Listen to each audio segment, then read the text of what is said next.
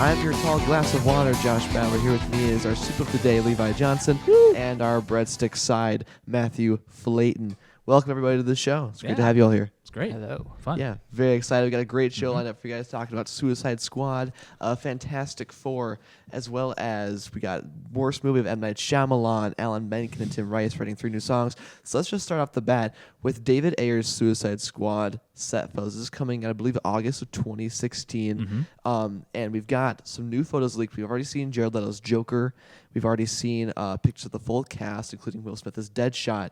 And here we'll have, just a second, we'll have some pictures up of Killer Croc. We've got Killer Croc first scene, and we see Batman on top of the Joker's Lamborghini. So, guys, what do you make of these photos? Well, how recent are these? These are really recent. These are like a couple days old. Yeah. Now, let's. I mean, from looking at the photos, I mean, it's exciting to see how different of approach they're going to it. Kind of more of a, because we're also not used to, but the big thing is Marvel right now, and DC is still there, but they're still kind of, I don't want to say behind, but they're here, and seeing how this different, I guess, just the visual style. Yeah. It's a different aesthetic coming into it. Yeah. And the way their tone is so different, and this is going to separate a lot of fans in a way that's going to be really weird. And it looks like completely going to the Dark Knight Returns graphic novel by Frank Miller. Okay. The way that Batman's designed, he's so bulked up. He's got the classic Frank Miller symbol on his chest. The Joker's design is straight out of Dark Knight Returns. Okay. It's all the glam, like the David Bowie style fashion and the slick back hair. Even the casting of Jared Leto is his look. Sure. His thin cheekbones, it all looks like that Joker. Yeah. So that seems like the tone they're going for. It's kind of the more stylized glam versus the gritty realism of the Dark Knight trilogy. Yeah. So it's going to be interesting to see how that blends with the Man of Steel universe that we've seen. Yeah. I mean, just look at that car. In that shot. The Lamborghini. It's gorgeous. Oh. But that's the thing, he's probably going to break into it, which I can't. I guess for me, that's exciting. I mean, and interesting too, as you were saying, that it is going to divide a lot of fans. And it'll be interesting to see the reaction of that as more of the stuff is leaked. I know when that Joker photo came out, it didn't break the internet, but people were like, oh, what is happening here? Yeah. Matt, what did you think about the photos? Well, first the tattoos came out. That's right, the tattoos came out. And then that was debated. And some people liked it, some people didn't. I kind of liked it, though, because it gave a new feel, because we're so used to Heath Ledger now. And Jared Leto even said that he didn't want his to be like Heath Ledger and Jack Nicholson. Right. He wanted to be a whole new type of Joker. So that kind of gives a new thing to him. Kind of the whole insanity of just that look. Well, that's a Killing Joke look, too. If you've ever seen the Killing Joke by Alan Moore, that with his hands up is a straight homage to that. Oh, okay. It was like a comic with short hair, tattoos. Yep. That looks just like his character.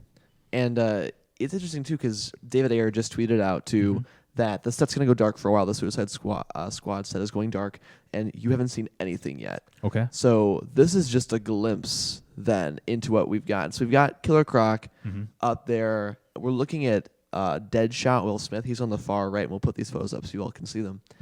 But the way that the squad looks is really different from how I imagined it, but that's okay. The fact that it's going dark makes me really excited, because they're really trying to keep things a surprise. It probably won't work in the age of Twitter and the internet. It's probably not going to go. I was just going to say, how much in the dark can a studio go? I mean, for the most part. They're actually shooting the entire film with no lighting. It's going to be crazy. It's a really different visual experience. They're completely experimenting now. All right. So cool. Overall, just like Suicide Squad, are you excited for it? Yeah. Yeah? Yeah. I think I'm more excited for Batman v Superman. Oh, yeah. But sure, Suicide will still be pretty cool. I'm more excited for Suicide Squad than I was when I first announced it. Cannot wait till that trailer drops. Teaser. Yes. That's going to be huge. Yes. And I think this was probably like some kind of opening scene with Batman. Okay. To set up the Joker and Harley Quinn. Sure. And to segue into how Harley Quinn gets captured and goes into the Suicide Squad. Okay. I think she'll be the main character of the movie. because Margot Robbie is amazingly talented, and Right. they'd be fools not to put her in a substantial role. All right, so moving on to our second topic of the day. Fantastic Four director Josh Trank. Josh Trank, the director of Chronicle, has stepped out of Star Wars not episode 7, Star Wars anthology film that he's been signed up to do. And he told this to the LA Times, and he said, I want to do something original after this because I've been living under public scrutiny, as you've seen, for the last 4 years of my life. And it's not healthy for me right now in my life. So what are you guys' thoughts on Josh Trank leaving the Star Wars universe? Well, I mean, I know with the new Star Wars trailer coming out recently, J.J. Abrams even said at that press conference or that event, he said sometimes he wakes up and it's like the most exhilarating feeling knowing that he is in charge of that, and at the same time, it is the most horrifying thing you could be. Oh, yeah. Because you have, not comparing the two movies, but of having kind of that responsibility and all that pressure. Because obviously fans are very passionate and just kind of, I did not know that he stepped down from that actual project. And what's interesting, because, I mean, Star Wars fans have been through the mill in terms of their trust and who they put their trust in. And there's so many fans that are divided on so many issues in the Star Wars universe. Looking at this, because he's gone under scrutiny for his depiction of Doctor Doom. Okay. Mainly for his casting of Michael B. Jordan as Johnny Storm, an African-American actor portraying a traditionally white male role. Yeah. So what are you guys' thoughts on those two? Because you've seen the trailers with Dr. Doom in them, I assume. Yeah. Looking at that and The Thing. And what are you guys' thoughts on that? Matt? I think it's too much like the original. Like, I wish they went far enough that it's kind of like the Tobey Maguire and Andrew Garfield difference, where it's the same but different. Like, we get something new. Because you got Doom, and it's like the same kind of story, too. No, it's a little different. They get their powers, Doom comes, they fight. Yeah, the theme is, and it's mainly based off of the Ultimate Fantastic Four comic, where it's more interdimensional travel.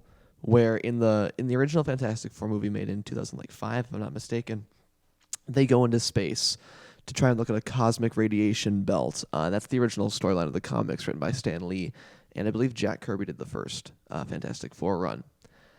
And looking at this, it seems much more as it's a group of outsiders coming together. Yeah.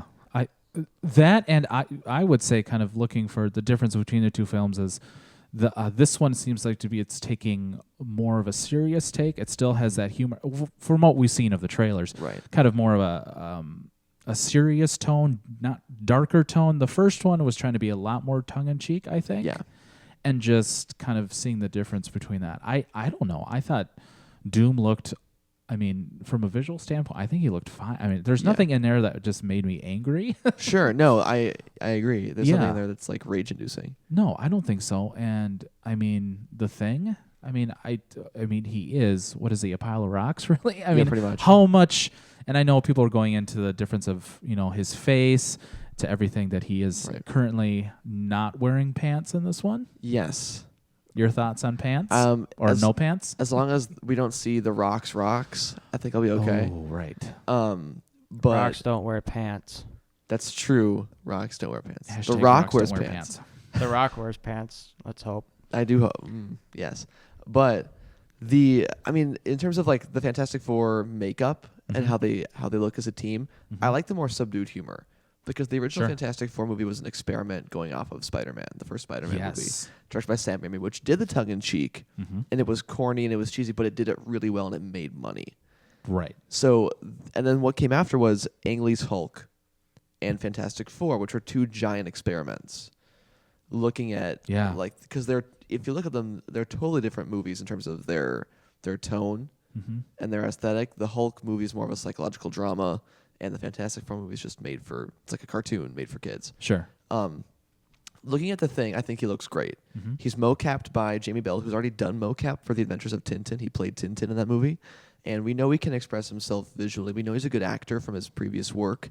And I mean, Miles Teller was just up for Oscars. Like people were talking about getting Oscars. He didn't get the nomination, but he and J.K. Simmons were the front runners for a while with Whiplash. Kate Mara is playing Sue Storm. Mm-hmm. She looks great. She's great in House of Cards. Her career's really seen an upspike lately. And we've got Michael B. Jordan, who should have been nominated for an Oscar for Fruitvale Station. I believe he is incredible in that movie. If you haven't seen Fruitvale Station with Michael B. Jordan, check that out. It is really worth a watch, and it's a really powerful performance from him.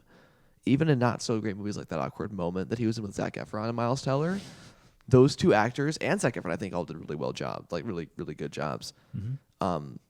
And I mean, not to get into the whole like Michael B. Jordan casting thing, but I think he's perfect.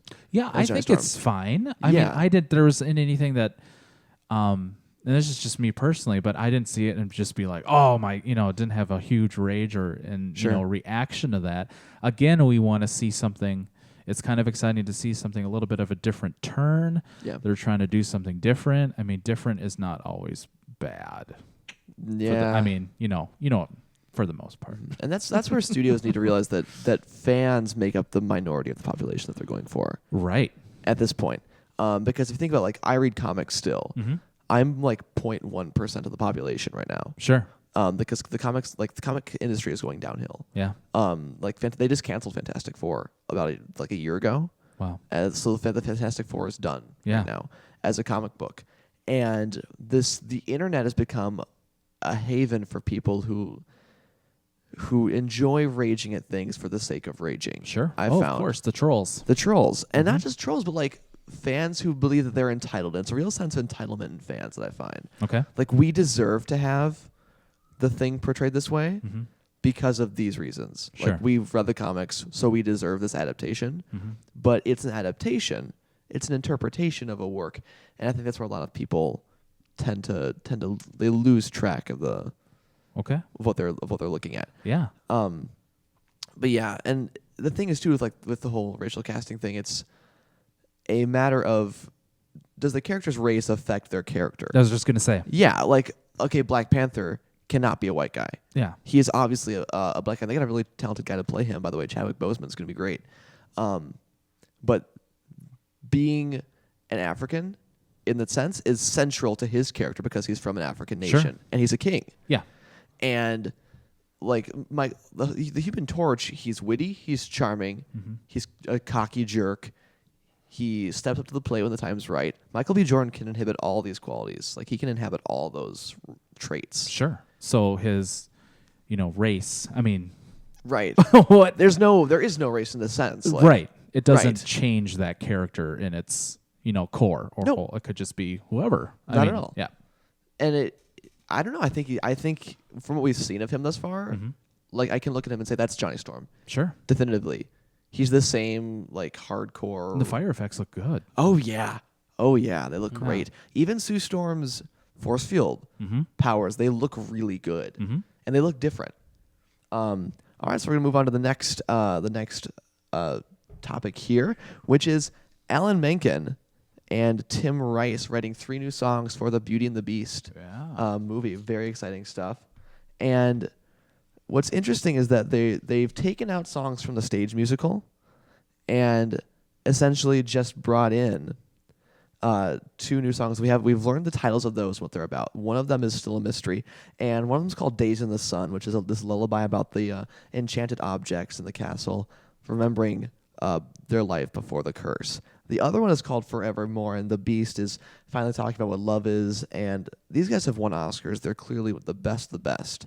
Alan Menken has scored, I believe he scored every movie in the Disney Renaissance, if I'm not mistaken. Slightly good resume. Slightly good.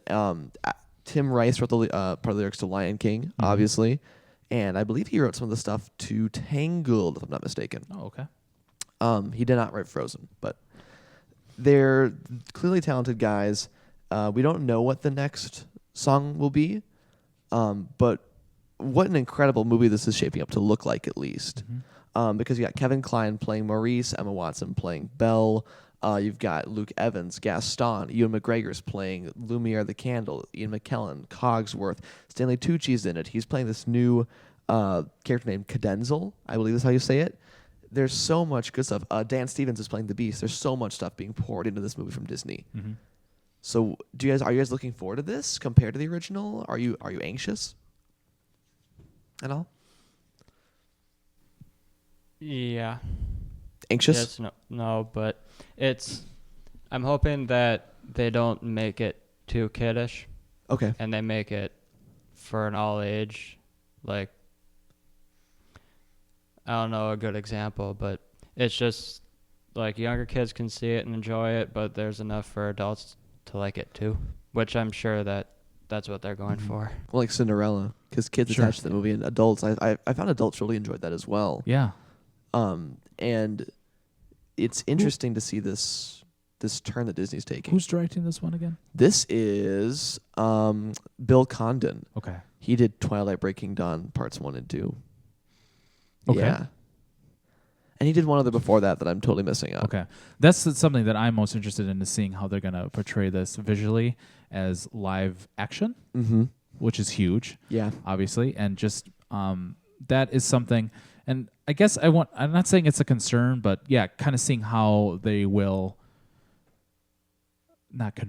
basically convert that into live action, I guess. You don't want it to look like a WB production, For sure.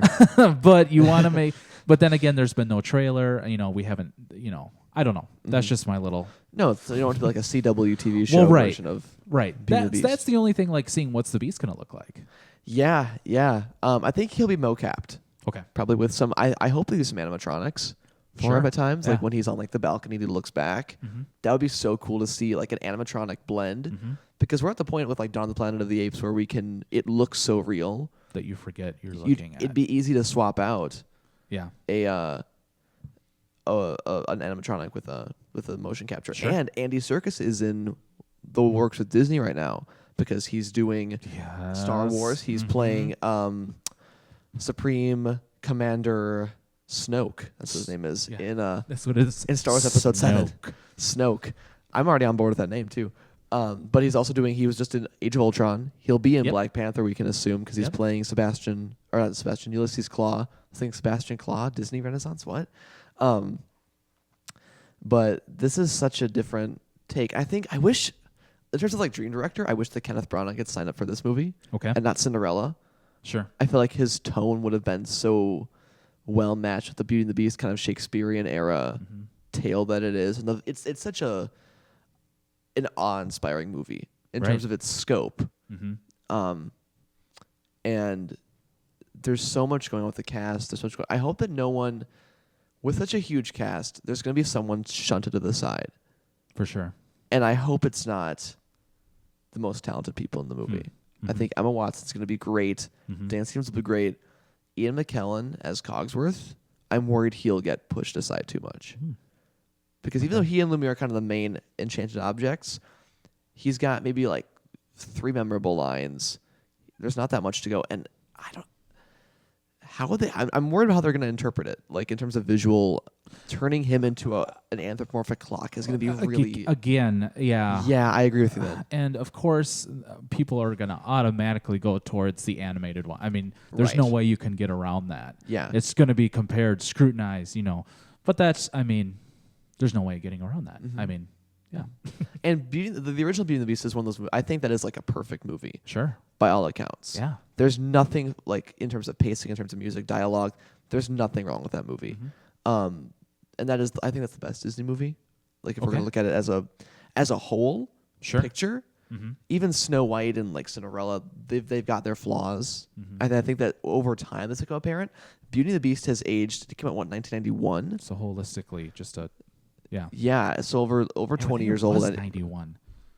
Yeah. regardless, Fact checker. fact checker, can we check the release date of Beauty and the Beast? Because it was the first ever animated film nominated for Best Picture. Mm-hmm. And it didn't win, but that sign of respect alone, after an era of like Pinocchio, Fantasia, that was one that got nominated for Best Picture, that's a huge sight in terms of not just movies, but movie history. 91? 1991. Whoa. 1991. Wow. I can't even believe I was on that. But what's interesting about the original animated movie is that there's a grandeur to it, Mm-hmm. despite the entire thing taking place in a castle. pretty much. Oh yeah. The filmmakers of that managed to infuse so much character into the environment itself. I wonder how they're going to capture that in the movie. The environment itself is a character. The music obviously is outstanding. I mean, how can you? I mean, yeah, I remember seeing. I mean, you still remember it. I mean, 1991. Goodness. Yeah, that's crazy. Yeah. I can only hope that the wolves look as good as they did in Twilight. Here's hoping. I really hope they get that down, and We're that hoping something right happens because Twilight did it. yes, that'd We be just good. said that. So hear that, you CGI makers. Yes, if one of them imprints on Chip, I'm walking out of the theater. I'm not even kidding. I will stand up and throw my popcorn at the screen. All right, so we're gonna move on to our last topic of the evening, guys. This is just kind of on the cuff stuff here. Yeah. We were talking about the worst M. Night Shyamalan movie. M. Night Shyamalan's the director of such classics as The Sixth Sense and Unbreakable, and as the last decade, it's really his career's really taken a downward hill turn. Yeah. He went into Signs, went to The Village, Lady in the Water, The Happening, The Last Airbender, After Earth. His new movie, The Visit, hits theaters. I believe it's this Christmas or this Thanksgiving. And fact checker, do you want to check that just so we have an official It is. release date on look the at him. on the- September 11th. Oh, so around fall, September 11th. Well, I'm not even gonna make a joke there, but Yeah. oops, crisis aborted.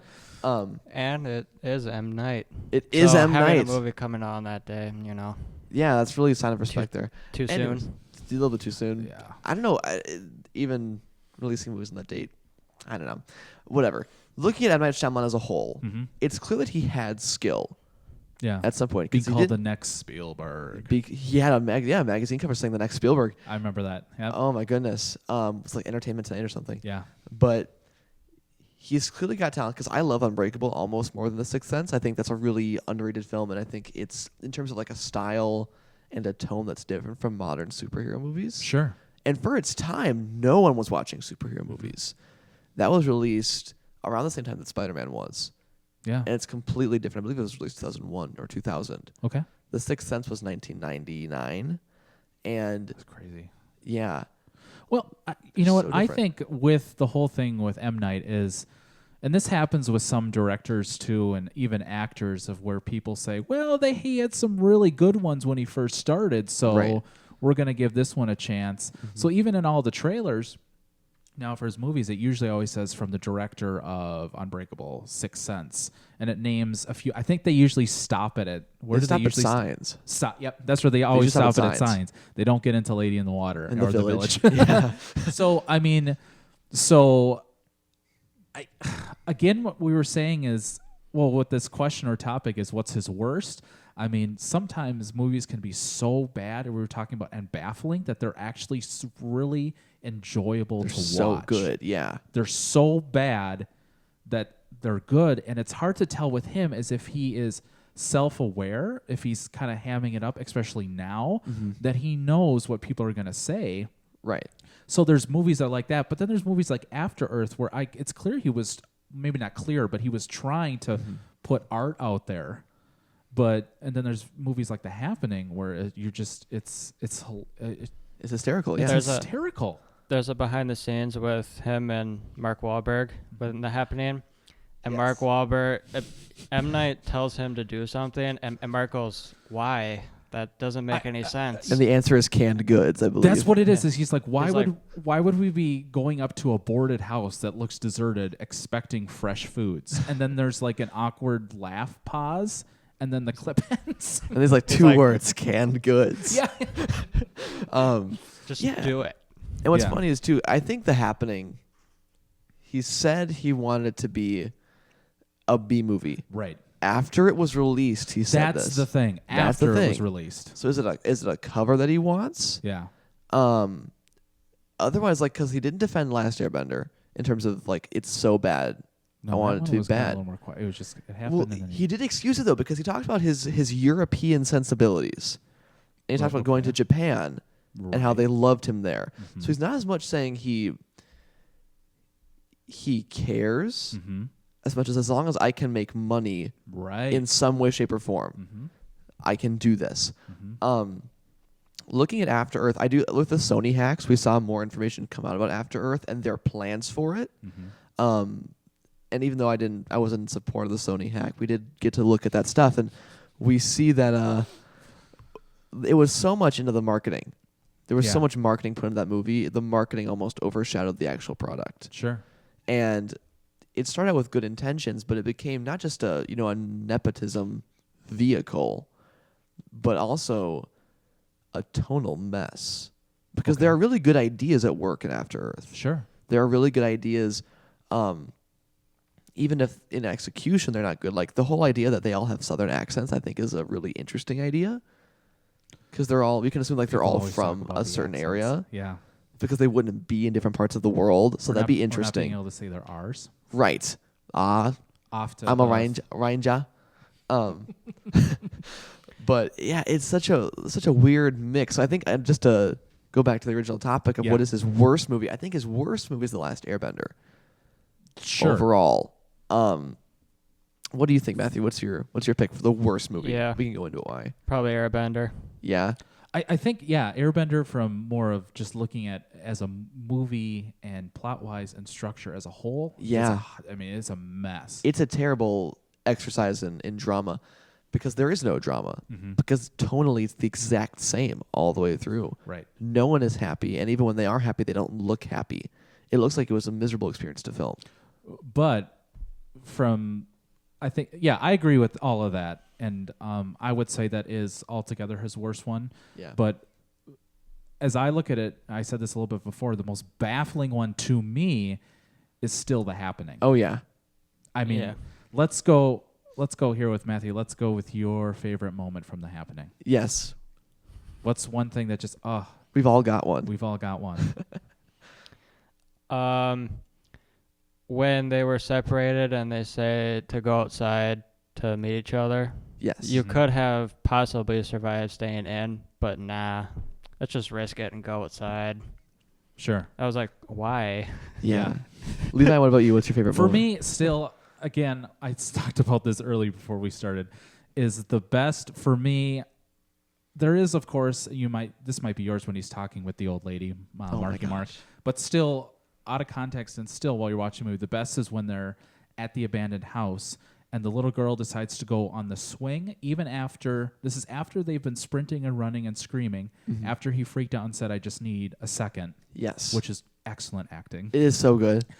The little girl goes on the swing, and Zooey Deschanel, who knows what her character's name is, whatever. Zooey Deschanel. It doesn't matter. Yeah. But Mark turns around and goes, do you really think that's a good idea? I can't do his voice. Do you think it's a good idea? Yeah, do you think that's a good idea? And she goes, something like, oh, just for a minute.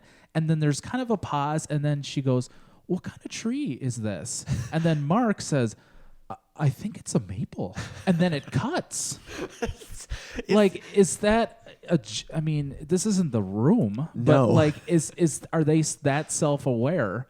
That's hilarious to me. Yeah, that is hilarious. There are so many priceless moments. Yeah. From that line to where he's talking to the houseplant, like, we're just going to get our things and we're just going to go. We're just going to go. We don't want any trouble.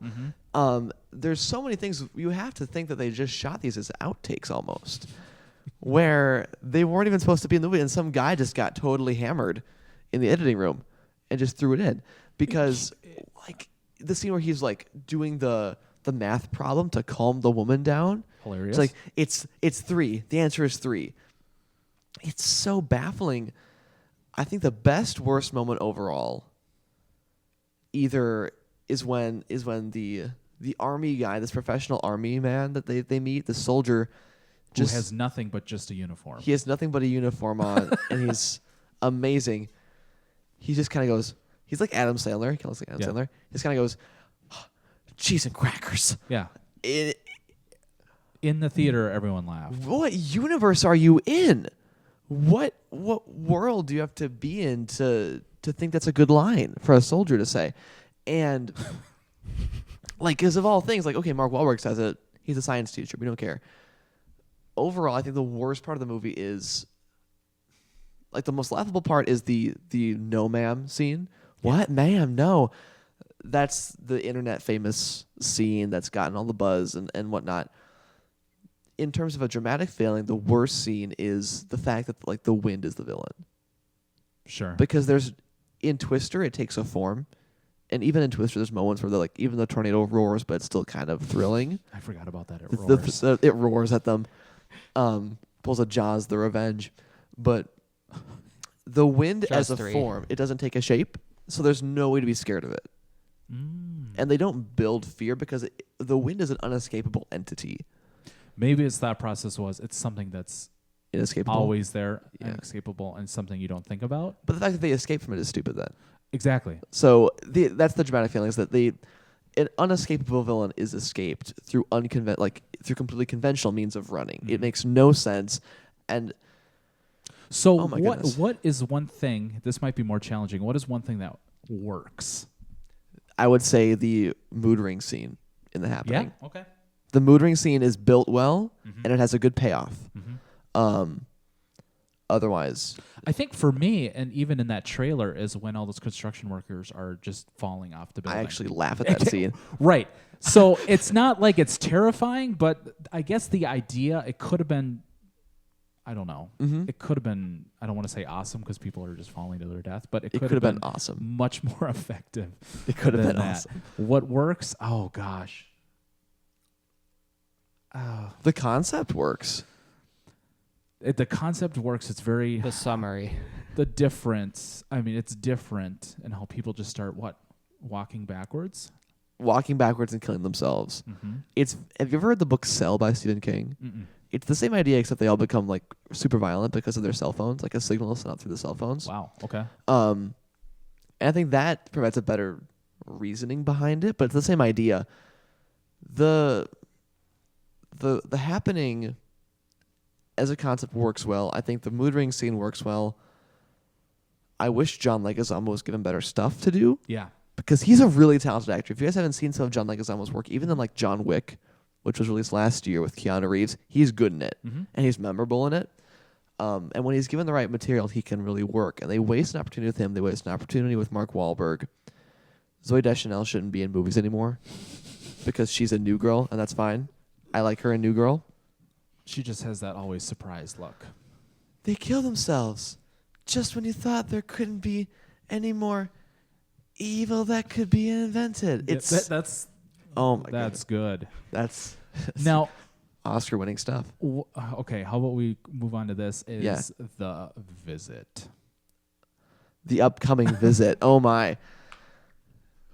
I'm not even gonna try. Okay. To explain this movie, but essentially the premise is like kids go up to grandma's house and grandma and grandpa are psychotic. Yeah. That seems to be the gist. It's like Hansel and Gretel. Right. How about this, Matthew? Quickly, your thoughts. Yes, we want to hear your thoughts on The Visit. From just the trailer. Yes.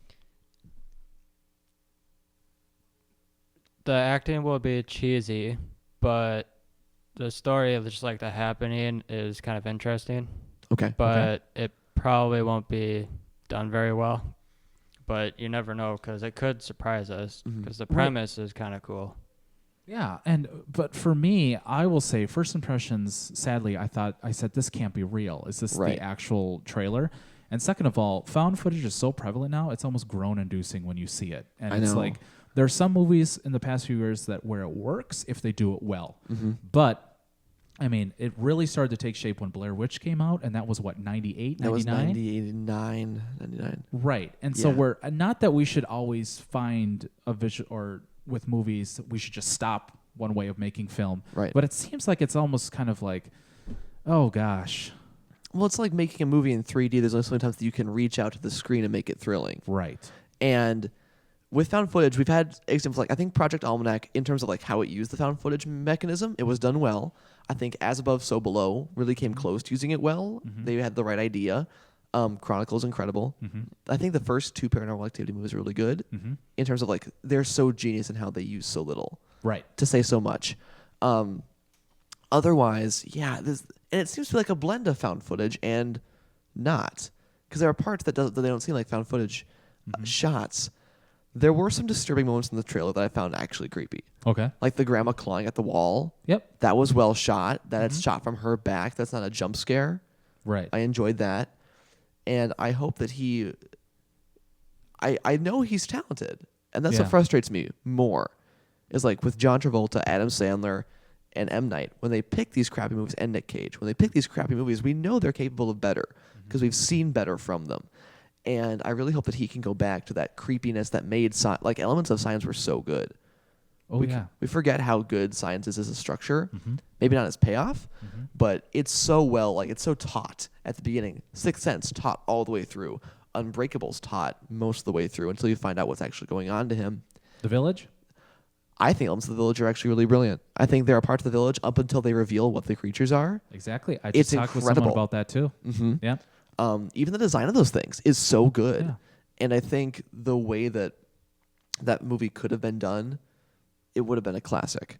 Yeah, speaking quickly on The Village is like maybe more of the creatures did look. I mean, they were very creative, Mm-hmm. but what more of a difference would be if you never quite saw exactly what they were?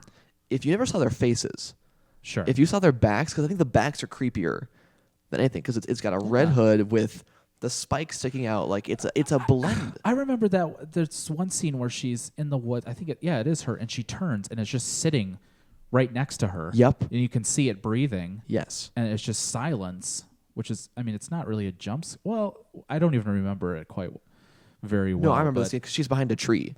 Yeah. Yeah. And so there are elements of there that it's very creepy. The music is great in it. It's so good. That got nominated for Best Score. Yeah. Who is it? Joaquin Phoenix? Joaquin Phoenix, Bryce Dallas Howard, Adrian And, Brody. Adrian Brody. Yep. Everyone's good in it too. Mm-hmm. They have the flatness that you've come to expect from a Shyamalan film. Adrian Brody doesn't, and Joaquin doesn't. Mm-hmm. But that kind of works in the context of what it is. And even the twist at the end isn't horrible, Right. but it doesn't make sense with the rest of the movie. Okay. Like, if it was a different movie Mm-hmm. about her trying to get out more and not trying to heal the sick guy, Mm-hmm. it would make more sense. But I wish that I wish we hadn't explained what the creatures were.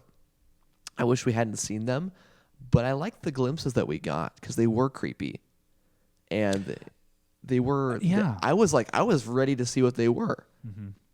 In terms of I wanted to see what are they going to do to people. It was really a different experience because we hadn't seen anything like that for a long time. That worked well. I mean, like looking at that, I mean, from The Visit, maybe he should have kind of take more of another. Do you think he should have gone for all out creepy again? Or, I mean, like The Visit, there are going to be elements that are considered, creepy or whatever. But I'm more of you don't know what it is. Like there are parts in Signs too where I mean it's very effective where the alien or the creature is just standing on the roof right there, and that's all you see. That's a creepy shot. Yeah. It's a creepy shot where they see the birthday party video from India.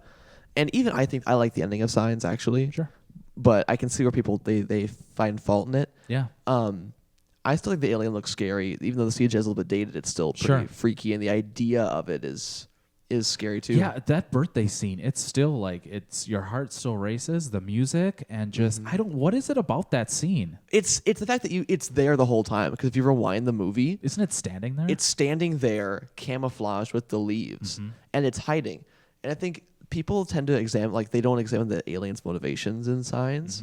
It's a story of survival for the aliens, and they don't know that our planet's covered in water. Yep. And that requires audience intelligence. I think that, again, that points to M. Night knowing what to show and not tell. He's got talent. I hope in The Visit he applies it, and I hope he doesn't explain what makes the grandparents insane completely. I hope we get hints of it. I hope he lets the audience piece together what's going on. And we see this more in movies now. We see Prometheus, Damon Lindelof's writing especially in movies tends to be more of the show don't tell, which I really like. Sure. With Lost, we saw it with his writing. We see it with Prometheus. And I haven't seen Tomorrowland yet. Do you feel like today's audience going along with that is Sure. more of they want to know exactly what's happening, almost like spoon-fed? And if it's not, then people kind of freak out? I think we're in two camps. Okay. I think we're in the camp of Transformers, where it's all spoon-fed and it's all exposition dialogue. And even Christopher Nolan movies come to this, but I think they're done so well that it doesn't matter. Sure. Where a lot of it is spoon-fed, but so much of the subtext in Christopher Nolan movies is shown Okay. Through acting and through visuals. I don't think that really counts. But with Transformers, with more of the summer blockbusters, even some of the Marvel movies, a lot of it is explained. Right. And the other one is the people who loved Birdman. Yeah. And who loved Whiplash, where so much isn't explained. It's all visual. It's all the power of acting. And acting can be powerful through dialogue as well.